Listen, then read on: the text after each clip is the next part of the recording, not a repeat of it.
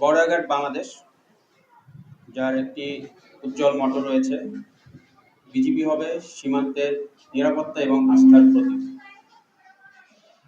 এই ধারাবাহিকতায় এবং এই লক্ষ্য অর্জনে আমরা সীমান্ত সুরক্ষার পাশাপাশি বিভিন্ন মানবিক কর্মকাণ্ড পরিচালনা করে থাকি, যার মধ্যে মহৎ একটি উদ্যোগ হচ্ছে চিকিৎসা সেবা প্রদান। চিকিৎসা সেবা একটি মৌলিক অধিকার, প্রত্যেকটা মানুষেরই এই অধিকারটি রয়েছে। আমরা বর্ডার বাংলাদেশ চেষ্টা করে যাচ্ছি সীমান্তের দুস্থ এবং অসহায় মানুষজন যেন এই মৌলিক অধিকার থেকে বঞ্চিত না হয়। মহান সৃষ্টিকর্তা আমাদেরকে যতটুকু সামর্থ্য দিয়েছেন এবং যতটুকু তৌফিক দিয়েছেন, আমরা সেই সামর্থ্যে শতভাগ চেষ্টা করছি। সীমান্তের জনগণ নিয়ে আমাদের চলাফেরা। সীমান্তের জনগণ ভালো থাকলে বিজিবি ভালো থাকে।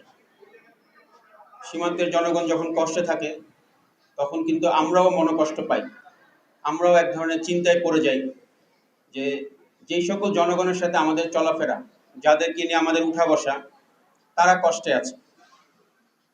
এটা সত্যিকার অর্থে আমাদেরকে ব্যথিত করে। সেই আকুলতা থেকেই আমরা কক্সবাজার ব্যাটালিয়ন চৌধুরী বিজিবি এই ক্ষুদ্র প্রয়াস হাতে নিয়েছি।